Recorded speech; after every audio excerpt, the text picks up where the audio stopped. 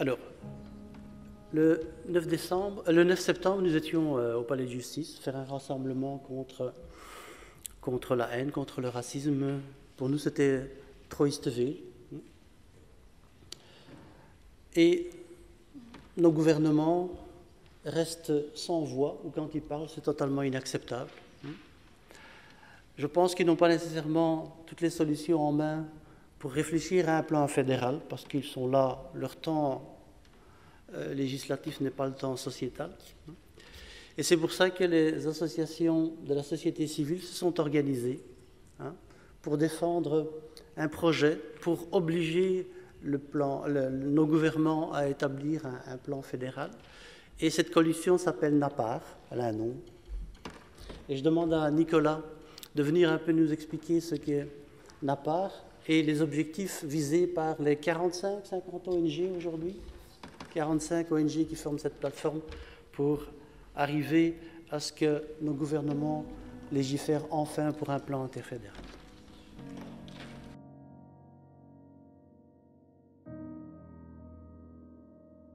Merci Mustapha. Alors, nous sommes fermement convaincus que les obstacles à l'élimination de la discrimination raciale et à la réalisation de l'égalité raciale sont principalement dus à un manque de volonté politique. Bon, la phrase peut paraître choc, mais ce n'est pas moi qui l'ai dite. C'est une phrase qui est issue tout simplement de la Déclaration des Nations Unies à Durban en 2001. Donc Durban, 17 ans, ça fait quand même quelques années. À l'époque, en fait, la Belgique était à la présidence de l'Union européenne. C'est elle qui, au nom des États européens, a négocié la déclaration de Durban. Cette déclaration de Durban visait à mettre en place un certain nombre d'actions au sein de l'ensemble des États qui l'ont signée, dont la Belgique, pour amener à l'élimination du racisme et de la haine raciale. Alors, 17 ans plus tard, rien n'a été mis en place. À l'époque, la Belgique, comme tous les autres États européens et comme la majeure partie des États du monde, s'était engagée à mettre en place dans chacun de leurs États un plan national d'action contre le racisme. 17 ans plus tard, nous n'avons toujours pas ce plan. Et nous, maintenant, nous demandons la mise en place de celui-ci.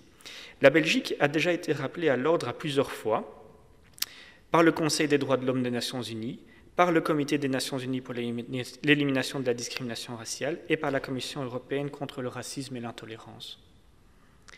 Entre-temps, nous, société civile antiraciste, nous avons eu le temps de nous mettre en ordre de bataille. C'est-à-dire que nous avons commencé à travailler sérieusement sur ce plan. Nous avons coalisé des organisations. Aujourd'hui, 45 organisations se sont mises en place pour pouvoir travailler sur ce plan. Plusieurs d'entre elles sont présentes aujourd'hui. Le CCIB, je vois la CSC, je vois le CJ, je vois INAR, j'en vois d'autres dans la salle. Et nous nous tenons prêts maintenant à travailler avec les différents gouvernements pour mettre en place un plan d'action interfédéral de lutte contre le racisme. Alors en mars, nous avons envoyé toutes nos propositions à l'ensemble des gouvernements. Je dis l'ensemble des gouvernements, pourquoi ? Parce qu'en Belgique, nous avons la particularité d'en avoir plusieurs, ce qui n'est peut-être pas pour faciliter les choses, mais qui est intéressant en termes de dialogue aussi. Donc nous avons envoyé nos propositions à l'ensemble des gouvernements belges. Alors pourquoi est-ce que nous le faisons aujourd'hui ? C'est parce que depuis 2001, le défi n'a fait qu'augmenter. La déclaration de Durban, elle a été signée le 8 et le 9 septembre 2001. Ironie de l'histoire, 2 jours avant le 11 septembre. Le 11 septembre, on l'a déjà cité aujourd'hui comme étant un moment charnière dans l'évolution du discours raciste et dans l'évolution de ce qu'est le racisme aujourd'hui. Mais donc, depuis 2001 et depuis le 11 septembre, les événements géopolitiques qui ont suivi, le mouvement des réfugiés qui les ont accompagnés, les crises économiques, les attentats, l'explosion des nouveaux médias sociaux, tout cela a nourri un climat sociétal de plus en plus hostile. Et l'actualité récente belge, de cette vraiment dernière semaine, on a déjà cité tantôt l'agression d'Anderlu, on a cité les agressions au Pukkelpop, on a cité toute une série d'événements, nous montrent que la Belgique n'est pas du tout épargnée par cette évolution du racisme. Entre 2003 et 2007, le nombre de signalements qui concernent les critères raciaux auprès d'UNIA sont passés de 700 à 1647. Alors les plaintes sur base de convictions religieuses, elles ont aussi considérablement augmenté. En 2016, il y en avait 762 chez UNIA. Alors, Maintenant, il y a un véritable travail à mettre en place. Le plan, c'est une solution que nous proposons. Pourquoi ? C'est parce qu'on se rend bien compte qu'aujourd'hui, il y a une urgence à traiter la question du racisme, il y a une véritable nécessité, mais ce n'est pas quelque chose qui est au cœur des priorités de nos gouvernements. Nous voulons faire en sorte qu'au contraire, ça devienne une des priorités et qu'on s'y adresse de manière frontale, qu'on aille dans cette direction-là. Aujourd'hui, quand on écoute la presse, quand on lit les journaux, on a l'impression que nos médias, nos citoyens, interpellent les politiques et que ces politiques, un peu effarés, ne sachant que répondre, avancent un peu dans des directions différentes, mais sans réflexion préalable. Moi, ces dernières semaines, c'est ce que j'ai entendu chaque matin à la radio, c'est ce que j'ai entendu chaque soir à la télé, c'est ce que j'ai lu chaque matin dans les journaux. Ce sont des dirigeants politiques qui n'ont visiblement pas de propositions concrètes à avancer sur la question du racisme. Nous proposons qu'on s'asseye autour de la table, société civile et gouvernement, pour pouvoir travailler concrètement, réfléchir main dans la main à ce qu'on peut faire pour pouvoir amener à une diminution du racisme. Alors comment est-ce qu'on peut faire un plan d'action qui soit ambitieux et global et qui puisse inverser la tendance ? Alors il y a plusieurs éléments qui sont au cœur de cela. Mais tout d'abord, bien entendu, et vous ne serez pas surpris de m'entendre dire ça, c'est qu'il faut qu'il y ait une collaboration concrète entre les organisations de lutte contre le racisme, celles qui travaillent ces questions-là au quotidien, et les gouvernements. Mais ce n'est pas suffisant. Il faut aussi que soient présents autour de la table les victimes du racisme. On a entendu maintenant avec Mireille la grande difficulté qu'ont les organisations de victimes à se structurer, à s'organiser. Il y a une nécessité à ce que ces victimes soient autour de la table et qu'elles soient autour de la table à égalité. C'est-à-dire qu'on leur donne aussi les moyens de faire ce travail-là. Alors, ce plan de lutte contre le racisme, bien entendu, il doit aborder l'ensemble des formes de racisme. C'est-à-dire qu'en 2001, dans la fameuse déclaration de Durban, on citait la nécessité de s'intéresser à la question des migrants et des réfugiés. On citait la question des Roms et des gens du voyage, des victimes de l'islamophobie et de l'antisémitisme, les descendants des victimes de traite d'êtres humains et de ceux qui ont subi la colonisation. Tous ceux-là doivent pouvoir trouver leur place dans un plan et leurs questions doivent pouvoir être gérées et adressées directement. Alors, deuxième enjeu qu'il faut mettre en question et gérer dans le cadre de la rédaction d'un plan comme celui-ci, c'est bien entendu une implication de tous les niveaux de pouvoir. Alors, on pourrait avoir bien entendu un plan fédéral de lutte contre le racisme, ce serait super intéressant, mais vous savez comme moi que les compétences de l'État fédéral ne sont limitées. Elles ne touchent pas, par exemple, à la culture, elles ne touchent pas à l'enseignement, elles ne touchent pas à l'ensemble des questions qui touchent à l'emploi. Et donc, il faut pouvoir mettre autour de la table les différents niveaux de gouvernement, il faut que les communautés soient présentes, il faut que les régions soient présentes, il faut que l'État fédéral soit présent. Ça implique effectivement un travail, c'est plus difficile, mais ça en vaut la peine, sinon un plan ne pourrait être qu'amputé de l'essentiel de ses capacités d'action s'il se limitait à un seul de ses niveaux de pouvoir. Et puis, finalement, ce plan ne peut pas se contenter de gérer uniquement les questions qui touchent au racisme quotidien. On peut parler en fait de deux grandes formes de racisme. On peut parler du racisme quotidien dans lequel on va retrouver les insultes, dans lequel on va retrouver les éléments de violence. C'est en général ce que les politiciens et les citoyens voient le premier, en se disant « Tiens, racisme, qu'est-ce que c'est ?» Oui, c'est quand on n'aime pas l'autre et qu'on l'a insulté. Non, le racisme, ce n'est pas que ça. Le racisme, c'est aussi l'enjeu de la discrimination. Et la discrimination, c'est quelque chose qui est structurel, qui est dans le mode de fonctionnement de notre société. Et si on veut gérer la question de la discrimination, il faut aller voir directement dans les conventions collectives de travail. Il faut aller voir dans la façon dont notre société est organisée. Il faut voir comment on gère la question du logement. Il faut voir comment on gère l'emploi. C'est ces enjeux-là qu'il faut gérer. Si un plan de lutte contre le racisme est établi et qu'il ne vise qu'à mettre sous le tapis les insultes pour qu'on ne les voit plus, ce ne sera pas un plan qui gère la question du racisme. Ce sera juste une mesure cosmétique. Et ce n'est pas ça que nous voulons, bien entendu. Alors, dans ce plan, je ne vais pas vous faire la liste de l'ensemble des propositions que nous avons faites, mais je vais quand même vous en détailler quelques-unes pour vous donner une idée de ce qui peut être fait. Alors, Une première proposition que nous avions faite, c'est que 10 ans après les lois antidiscrimination qui gèrent maintenant la question des discriminations au niveau belge et au niveau européen, une évaluation de ces lois semble nécessaire.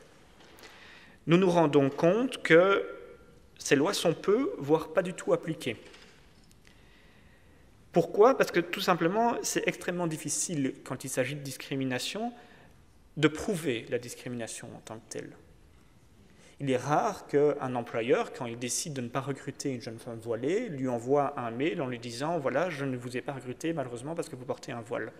En général, les gens ont la délicatesse de ne pas le dire comme ça, et ils le feront autrement, mais le résultat est le même. Donc prouver la discrimination est quelque chose qui est extrêmement difficile. Il faut pouvoir donc trouver des façons de faciliter la preuve. Il faut pouvoir permettre aux services d'inspection de mener des testings proactifs dans tous les domaines de la société. Mais il faut aussi réviser ces lois de telle sorte à ce que les sanctions soient plus élevées, qu'elles soient plus dissuasives et faciliter l'accès des victimes à la justice. Rendre ces lois antiracistes et antidiscrimination plus effectives doit vraiment constituer une de nos premières priorités. Alors, deuxième exemple que j'avais envie de mettre en évidence, c'est la question de la police et de l'appareil judiciaire.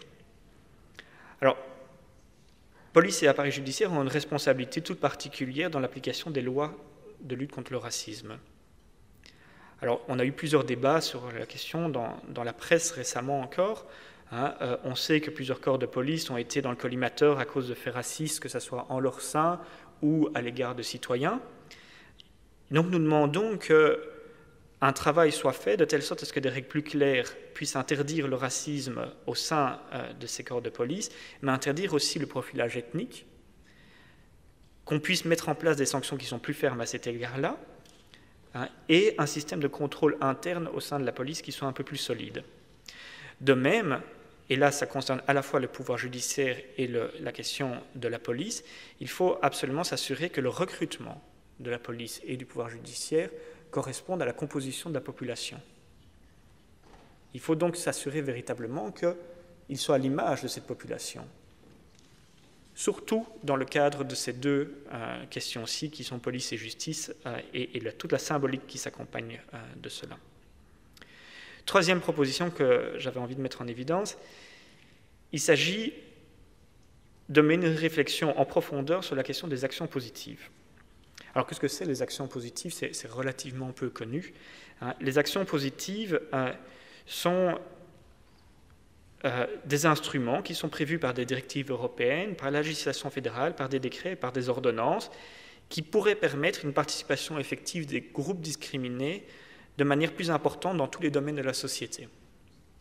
C'est-à-dire qu'en fait, on pourrait tordre un tout petit peu les possibilités d'accès à certaines fonctions. Un peu à l'instar de ce qui a été fait pour l'accès des femmes au conseil d'administration de grandes entreprises. Il pourrait être fait quelque chose de relativement similaire quand on parle de questions de racisme. Aujourd'hui, c'est un instrument qui est totalement inexploité en raison de son insécurité juridique. Il est nécessaire que nos gouvernements modifient cette situation en créant un cadre juridique et politique qui soit plus clair, et donc on lance un débat dans la société et qu'on travaille au niveau parlementaire et au niveau gouvernemental sur ces questions. Dernièrement, et quatrième exemple, je ne vous apprendrai rien en disant qu'il y a de nombreux incidents en ligne qui montrent l'émergence et le renforcement constant du discours de haine, voire même de l'incitation à la haine. Alors, depuis 2001, la communauté internationale avait déjà attiré l'attention sur cette problématique, mais la situation est loin de s'être améliorée. Alors, en Allemagne, l'État a mis en place de lourdes amendes à l'égard des entreprises de médias sociaux. Le principe, c'est qu'à partir du moment où une insulte raciale, qui peut être considérée comme telle, n'a pas été retirée dans les 24 heures après sa publication sur les réseaux sociaux en question, il y a une sanction qui peut être imposée à la société qui détient le réseau social en question. C'est quelque chose qui pourrait également être mis en place et qui nous semble extrêmement importante Parce que ces réseaux sociaux deviennent de plus en plus au cœur de nos démocraties. C'est là que s'organise le débat, c'est là que se font le harcèlement, c'est là que se font toute une série de dynamiques. Il est important de pouvoir les encadrer. Donc voici 4 propositions. Il y en avait plus que cela dans le document que nous avons envoyé en mars aux différents gouvernements.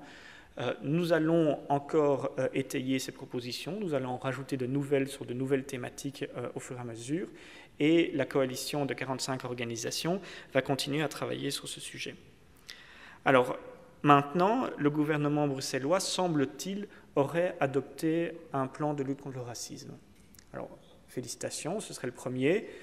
Nous n'avons pas encore réellement eu le temps d'analyser ce document. Je ne sais même pas si le document en question est public. Mais là où le gouvernement met en place des actions, nous attendons de la part des parlementaires, en tout cas, qu'ils vérifient que ces actions soient en conformité avec les attentes que la société civile peut avoir, mais que ce plan soit également suivi. Nous avons vu trop de plans, que ce soit sur le racisme ou sur d'autres thématiques, qui sont publiés, édités par les gouvernements, et puis qui sont rangés dans un tiroir et dans lequel on oublie. Donc, nous, en tout cas, nous assurerons que ces plans soient suivis. Nous nous assurerons, en tout cas, que ces plans soient updatés, qu'ils soient améliorés au fur et à mesure du temps, et qu'il y ait réellement une action sur le terrain de la part de nos gouvernements en soutien aux organisations ou de manière autonome. En tout cas, ce qui est sûr, c'est que la publication de ce premier plan nous semble être un premier pas, un timide premier pas. Il s'agit juste de la région bruxelloise. Nous attendons plus que ça. Nous attendons l'ensemble des gouvernements de ce pays. Nous attendons un plan interfédéral. Mais nous espérons que ce premier pas, si timide qu'il soit la marque d'un renouveau d'une volonté politique, et que la première phrase que je vous ai dit en disant qu'il n'y avait absolument pas de volonté politique sera contredite par la réalité. Voilà, je vous remercie.